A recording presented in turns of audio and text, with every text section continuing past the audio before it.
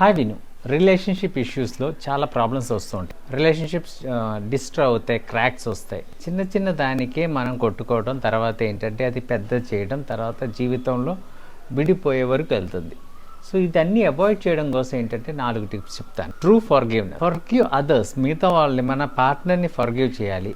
అది చాలా ఇంపార్టెంట్. ఇది చాలా కష్టమైన పని అయినప్పటికీ చేయవలసిందే.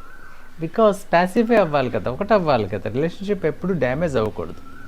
తర్వాత దాంట్లోనే ట్రూ ఫర్గివ్నెస్లోనే ఫర్గివ్ యువర్ సెల్ఫ్ కూడా. ఇది చాలామంది ఏంటంటే దీన్ని యాక్సెప్ట్ చేయలేరు. మనం యాక్సెప్ట్ చేయలేం. అవ్విన తర్వాత నా వల్లనే అవ్విందని చెప్పి సెల్ఫ్ బ్లేమ్ అవ్వచ్చు, లేకపోతే సెల్ఫ్ ఇంజురీ చేసుకోవడం అవ్వచ్చు, లేకపోతే సెల్ఫ్గా మనమే మన గురించి నెగిటివ్ అనుకోవటం. ఇలాంటివి చేయడం కూడా డేంజరస్ అండి. ఎప్పుడు ఈ రెండు చేయొద్దు. బికాస్ సో మీరు ఇతరులను ఫర్గివ్ చేయండి, మీ పార్ట్నర్ ఫర్గివ్ చేయండి, మిమ్మల్ని మీరు కూడా ఫర్గివ్ చేసుకోండి. చాలా ఇంపార్టెంట్. నెక్స్ట్ వచ్చి ఎంపతి అండి. ఎంపతి చాలా ఇంపార్టెంట్. ఎంపతి అంటే సింపతి తెలుసు. సింపతి అంటే నోటితో అయ్యో అలా విందా అని చెప్పడం సింపతి. ఎంపతి అంటే ఆ కష్టం నాది, నేను ఆ సిచ్యువేషన్లో ఉంటే ఎలా ఫీల్ అవుతాను, in the shoes of others అని చెప్తాం.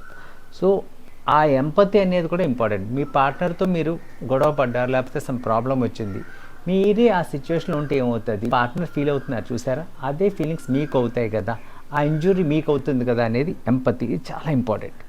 నెక్స్ట్ లిసనింగ్ అండి. ఈరోజు మనకి లేని స్కిల్ అదే లిసనింగ్ అనేది. మనకి ముందే అన్నీ తెలుసనే ఒక నోషన్లో ఉంటాం. నాకు తెలుసు, నువ్వేం చెప్పబోతున్నా నేను చెప్తాను. వినము, అసలు వినము. ముందే మనం ప్రిడిక్ట్ చేస్తాం. అవతల పార్టీ చెప్పేది ఏంటో కూడా మీరు వినటానికి ఉండే మనసు చూపించరు. ముందే ప్రిడిక్ట్ చేస్తారు నువ్వు చెప్పబోతున్నావు. సో అది కాదండి లిసనింగ్. ఈరోజు చూసినట్లయితే ఈ లిసనింగ్ లేకపోవడం వల్ల ఎన్నో ప్రాబ్లమ్స్, రిలేషన్షిప్ బ్రేకేజెస్ వస్తున్నాయండి. ఒకటి గుర్తించండి, దేవుడు ఒక నోరు 2 చెవులు ఇచ్చాడు. అంటే తక్కువ మాట్లాడడం, ఎక్కువ వినటం కోసం. సో క్వైట్ కామన్ అండి. వినండి. వింటే ఆ జీవితంలో మనకు వచ్చే ప్రాబ్లమ్స్ కానీ, సమస్యలు కానీ అన్నీ ఈజీగా సాల్వ్ చేయొచ్చు. తర్వాత రిలేషన్షిప్ బెటర్ చేయొచ్చు. నెక్స్ట్ వాల్యూ అండి. వాల్యూ, ప్రతి దానికి వాల్యూ సిస్టమ్ అనేది ఉంటుంది. యాక్చువల్గా మీ యొక్క పార్ట్నర్ని వాల్యూ చేయండి, వాళ్ళ ఎమోషన్స్ని వాల్యూ చేయండి, వాళ్ళ ఫీలింగ్స్ని వాల్యూ చేయండి, వాళ్ళని యాక్సెప్ట్ చేయండి. వాళ్ళు ఎందుకు అలా చెప్పారని ఒకసారి ఆలోచించండి. వాళ్ళ యొక్క పర్సనాలిటీని కూడా మీరు యాక్సెప్ట్ చేయండి. వాళ్ళకి అనేక ప్రాబ్లమ్స్ ఉండొచ్చు, వాళ్ళకి అనేక సమస్యలు ఉండొచ్చు, వాళ్ళు పెరిగిన సిచ్యువేషన్స్ అలాంటివి అవ్వచ్చు. మీ దగ్గరికి వచ్చిన తర్వాత జెల్ అవి మీతో బాండింగ్తో మీతో కలిసి ప్రయాణం చేస్తున్నారు. అప్పుడు కొన్ని అడ్జస్ట్మెంట్స్ ఉంటాయి. దాన్ని అన్నింటిని వాల్యూ చేయాలి.